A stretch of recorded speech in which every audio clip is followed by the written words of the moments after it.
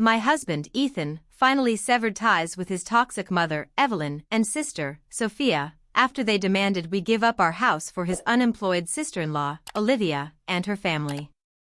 It wasn't just their outrageous request, it was the culmination of years of manipulation, jealousy, and emotional turmoil that had plagued our lives. The darkness of their influence had seeped into our marriage, threatening to drown the love we fought so hard to build. Ethan was raised in a household where love came with strings attached. As the golden child, he basked in the warmth of Evelyn's affection, a brightness that cast a long shadow over his sister, Sophia. Their father, often consumed by work, left Evelyn to cultivate a bond with Ethan that straddled the line between nurturing and suffocating. I often imagined what Sophia must have felt, a child yearning for approval, overshadowed by her brother's perceived perfection. From the moment I met Ethan, I felt the weight of that bond. He was charming, attentive, and passionate about everything he did, but underneath, I sensed a deep-rooted anxiety about disappointing his mother. It was like watching a tightrope walker, balancing precariously between his own desires and his family's expectations. I loved him fiercely but also saw the emotional scars that he carried. Our early days together were intoxicating, dinners filled with laughter, evenings spent tangled up on the couch, dreaming of the future. But as we spent more time together, I couldn't shake the feeling that I was being watched, scrutinized. Whenever I visited Ethan's family home, Evelyn's eyes would narrow whenever I spoke, as if waiting for me to slip up. Sophia often lounged around the house, rolling her eyes at every little thing I said, as if my very presence was an affront. One weekend, I decided to spend the night at Ethan's place. The first morning, I was jolted awake by Sophia barging into our room without knocking. I quickly pulled the covers over me, but she acted as if she had walked into an open space, her casual chatter completely oblivious to my discomfort. I glanced at Ethan, who was equally stunned. I felt a mixture of embarrassment and anger simmering within me. "This is not normal," I whispered to him later, my heart racing. Ethan agreed, albeit reluctantly, and the next day, he installed a lock on the door. But Sophia's fury was palpable when she found it locked. "What are you hiding in there?" she yelled, her voice slicing through the silence. I felt a surge of anxiety. This wasn't just a sibling squabble, it was a full-scale invasion of our privacy. Evelyn was not much better. At family gatherings, she often made pointed comments, her tone laced with passive aggression. "You know, Ethan could have done better," she'd say, smirking at me while stirring her drink. I bit my tongue, wanting to scream that I was not a competition to win but a person deserving of respect. The tension escalated over time. One Thanksgiving, Evelyn decided to host, and as the evening wore on, she grew more intoxicated. By the time dinner was served, she was 3 glasses deep, her laughter becoming louder, her stories more embarrassing. "Remember when Ethan couldn't tie his shoes?" she cackled, drawing attention to his flushed face. I watched him sink lower in his chair, the humiliation washing over him. Later that evening, I pulled Ethan aside. "This can't continue," I said urgently. "You need to stand up to her." He nodded, but I could see the conflict in his eyes. He loved his family, but their toxicity was starting to bleed into our relationship, creating cracks that could easily widen. Our engagement was met with shock and disdain from Evelyn and Sophia. They rallied together, attempting to sabotage our joy with snide remarks and passive-aggressive comments. "Are you sure you want to do this?" Evelyn asked one evening, her eyes cold. "He's still got a lot of growing up to do." Sophia chimed in, "I just hope you're not after his money." Despite their attempts to undermine us, Ethan and I planned a beautiful wedding. But the lead-up was fraught with tension. Evelyn insisted on taking charge of the rehearsal dinner, and I reluctantly let her. As the night unfolded, it became clear that her version of planning meant a reckless disregard for others. She arrived tipsy and promptly began sharing tales of Ethan's childhood mishaps. I felt the heat rising in my cheeks as guests exchanged uncomfortable glances. At one point, she even pulled out old family photos and passed them around, drawing laughter at Ethan's expense. I could feel his mortification radiating off him. When it was over, I pulled Ethan aside. "We have to uninvite them from the wedding," I said, my voice firm. He hesitated, but I could see the relief in his eyes. "You're right," he finally admitted. "They're ruining this for us." After the wedding, the silence from Evelyn and Sophia was deafening. Ethan received occasional messages from his mother, but they were cold, distant. Family gatherings were now a minefield. I was often the ghost at the feast, invisible in the corners of the room. Months passed without incident, and we settled into a comfortable routine in our new home. I decorated our space with a mix of thrift store finds and modern touches, each piece a testament to our journey together. I finally felt at peace, until Evelyn reached out one fateful afternoon. "Ethan and I need to talk," she insisted over the phone, her voice dripping with false sweetness. I felt a chill run down my spine as I handed the phone to Ethan. Evelyn's tone shifted as she spoke to him. "Ethan, we need your help. Sophia and her family are struggling. Would you consider letting them move in with you? They need more space." My heart raced. The audacity of her request left me speechless. Ethan's face turned pale as he processed her words. "Mom, our house is our home," he finally replied, his voice steady but filled with tension. "We can't just give it up." Evelyn's tone darkened. "You're being selfish. Family helps family." She didn't give him a chance to respond before hanging up, her outrage echoing through the line. Sophia called shortly after, her voice equally furious. "You think you're better than us? You're just going to turn your back on family?" I could hear the betrayal in her voice, and it felt as if we were trapped in a web of manipulation. That night, I lay awake next to Ethan, our breaths synchronized but our minds racing. "What do we do?" I asked softly, glancing over at him. "They won't stop until we give in." Ethan sighed, his fingers brushing against mine. "I don't want to be caught in their drama anymore. It's exhausting." As if on cue, our phone buzzed with a series of messages from Evelyn. "You'll regret this. You think you can cut us out of your lives? We're family." Each message was more threatening than the last, filled with veiled threats that sent a chill down my spine. The following days were filled with tension.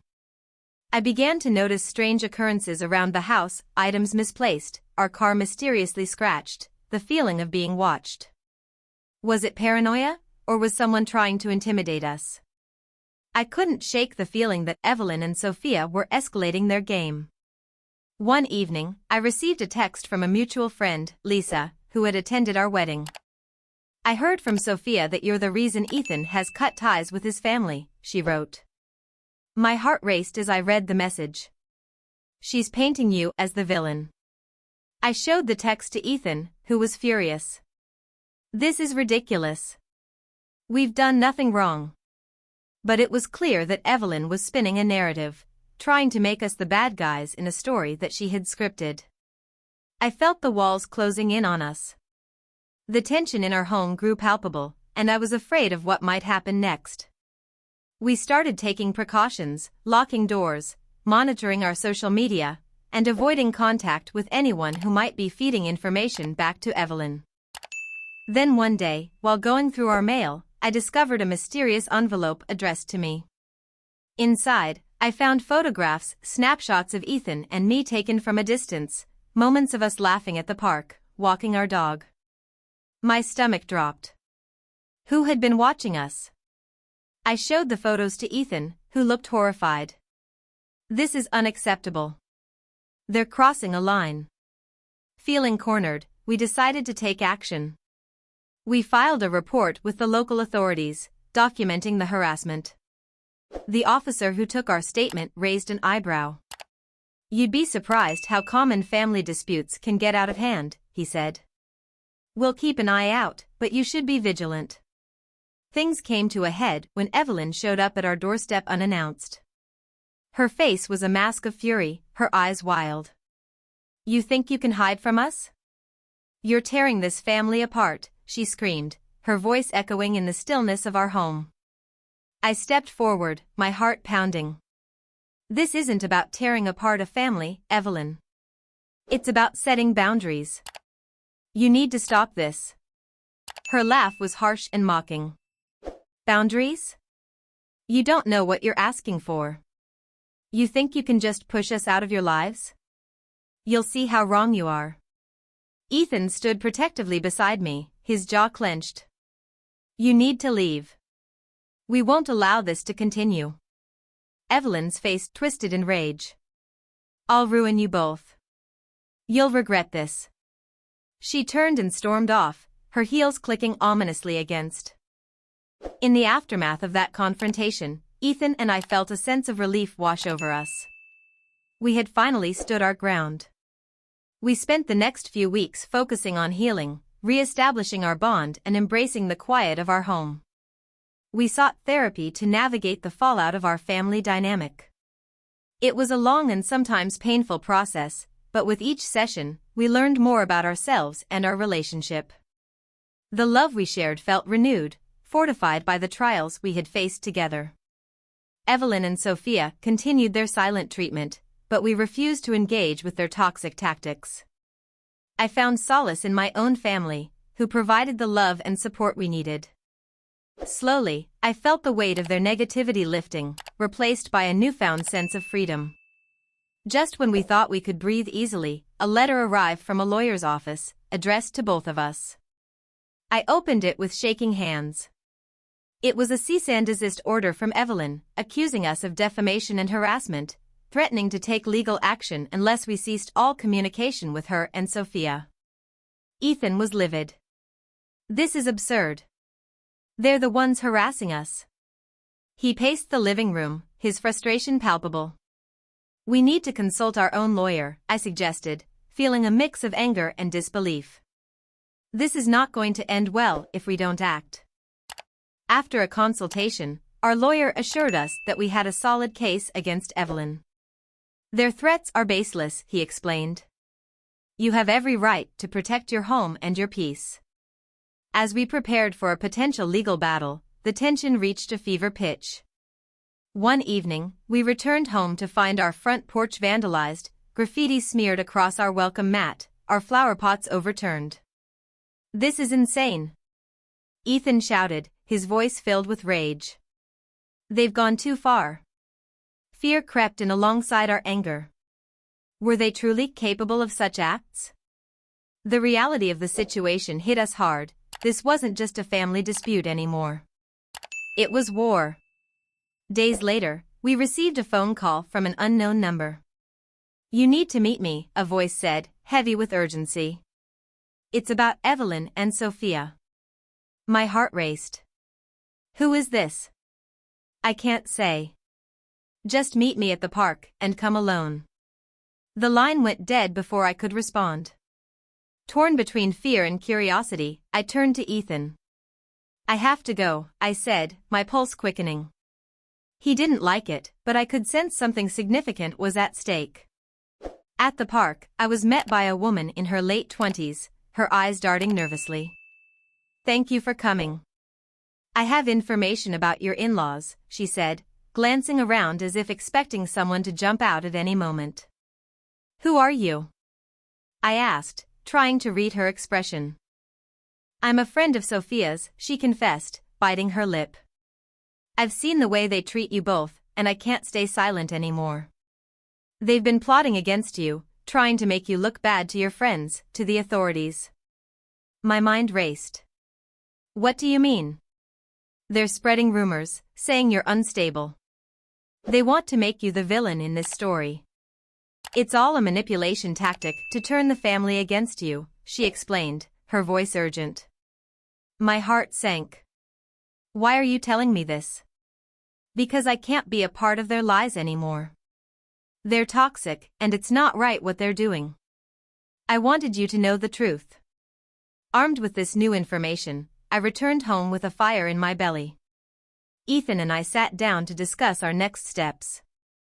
We need to document everything, I said, pulling out a notebook. Every interaction, every message. This ends now. We set up a system to keep track of Evelyn and Sophia's harassment, laying out a timeline of events. The more we documented, the clearer our narrative became. We were no longer victims, we were strategists in a battle for our lives. When the day of the court hearing arrived, we felt a mixture of nerves and resolve.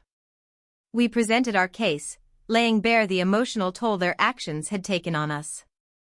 Our lawyer spoke eloquently, painting a vivid picture of our struggle. Evelyn and Sophia sat across from us, their expressions a mix of defiance and disbelief. I could feel their anger radiating from them like heat off pavement. I held Ethan's hand tightly, drawing strength from his presence. As the judge reviewed the evidence, I felt a swell of hope. For the first time, it seemed like justice was within our grasp. The judge ruled in our favor, granting us a protective order against Evelyn and Sophia, along with a cease and desist regarding any further harassment. With the legal battle behind us, we felt a wave of relief wash over us. It was time to reclaim our lives. We began focusing on our dreams. Ethan enrolled in a community college to pursue a degree, and I started volunteering at a local shelter, pouring my energy into helping others. We found joy in the simple things, weekend hikes, cooking together, and planning trips to places we'd always wanted to visit. With each passing day, the scars of the past began to fade, replaced by a renewed sense of purpose. Then one evening, just as we were settling down for dinner, my phone rang. It was a number I didn't recognize. Hesitant, I answered. "Hello? Is this?" a voice asked, low and serious. "You need to listen to me. I have information about your in-laws." My heart dropped. I exchanged a glance with Ethan, who looked equally wary. "What do you know? Things are not what they seem. You have to be careful. They're planning something big." The warning sent chills down my spine. I shared the conversation with Ethan, and we knew we had to act fast. We decided to lay low for a while, avoiding any interactions that could put us in harm's way.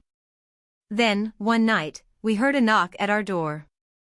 I froze, my heart pounding. "Who is it?" I called out, peering through the peephole. "It's me, Sophia," her voice came, laced with desperation. "I need to talk to you." Ethan and I exchanged glances, uncertainty clouding our thoughts. Against my better judgment, we opened the door. Sophia stood there, her face pale and drawn. "I'm sorry," she said, tears welling in her eyes. "I was wrong. I need your help." My heart raced. Was this a ploy? Or was she genuinely reaching out? Ethan stepped forward, cautious. "What do you mean, you need our help?" She took a shaky breath. "Evelyn is spiraling.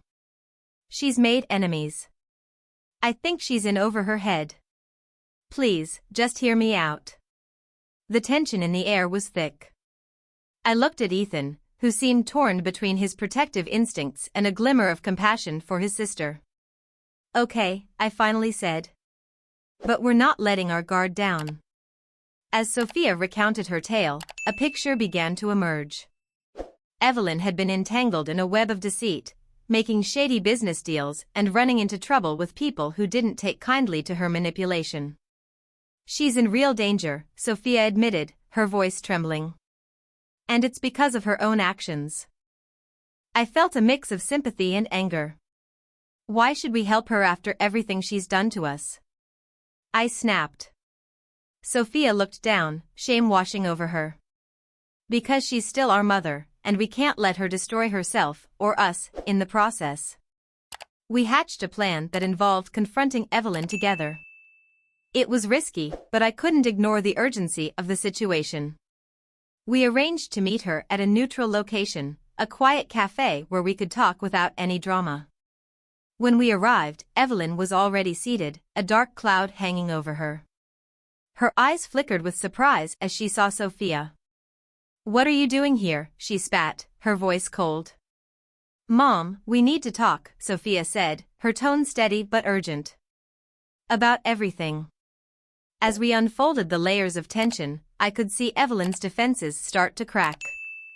We laid out our concerns, our fears, and the consequences of her actions. To my shock, she didn't lash out. Instead, her expression shifted, revealing a glimpse of vulnerability. Over the next few weeks, we continued to meet, slowly peeling back the layers of resentment and hurt. Evelyn began to open up about her fears, the fear of losing her children, of being alone, of facing her own shortcomings. It was a side of her I had never seen, and it forced me to reevaluate my perceptions. Ethan stood by my side, providing support as we navigated this delicate terrain. It was challenging, but I could sense a change in the air. We began to rebuild our family dynamics, not without complications, but with a shared understanding that we were all flawed. Eventually, the dust settled, and we found a new normal. Evelyn attended therapy, working through her issues, while Sophia sought to repair her own life. I could see the shifts in their behaviors, small but significant steps toward healing. Ethan and I established boundaries, ensuring that our home remained a safe space. We welcomed the changes, ready to embrace a future that was no longer overshadowed by toxicity. In time, we learned to enjoy family gatherings, free from the weight of past grievances.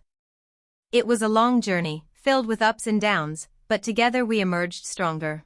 As I look back on everything that transpired, I realize that love is not about perfection, it's about growth, understanding, and the willingness to fight for what truly matters. Ethan and I are building a life filled with laughter, warmth, and the occasional family drama that we now handle with grace. Our journey taught us resilience, and as we move forward, we do so with the knowledge that we can face anything together. In a world where toxicity can seep in through family ties, we found a way to reclaim our narrative, turning it into a story of strength, healing, and love.